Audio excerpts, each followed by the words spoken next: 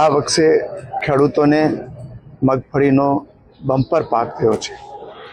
અલબત્ત ભારે વરસાદને કારણે મગફળીના પાકને નુકસાન જરૂર થયું છે, પરંતુ જે ઉત્પાદન છે એ ઉત્પાદન લગભગ 60 લાખ ટન જેટલું અંદાજ રહ્યું છે અને 9 લાખ જેટલા ખેડૂતોએ આ મગફળી ટેકાના ભાવે વેચવા માટે રજીસ્ટ્રેશન કરાવેલું છે। આ વખતે સરકારે ખૂબ ઉદારતા વાપરીને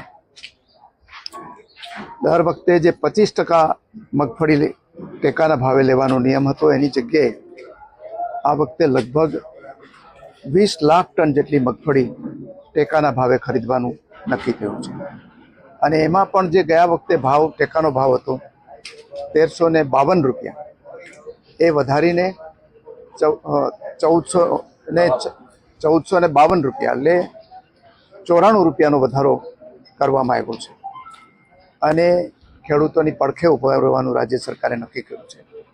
જે કુલ કિંમત છે આ વખતે ખરીદીની એ લગભગ 15,000 કરોડ રૂપિયા જેટલી થાય છે। એ પણ આપણે બીજા રાજ્યોનો જે કોટા હતો, જે રાજ્યો ટેકાના ભાવે મગફળી ખરીદતા નથી, એ રાજ્યોનો કોટા ભેળવીને આ વખતે આપણે મોટાભાગની ખેડૂતોની મગફળી છે એ ટેકાના ભાવે નક્કી કર્યું છે લેવાનું।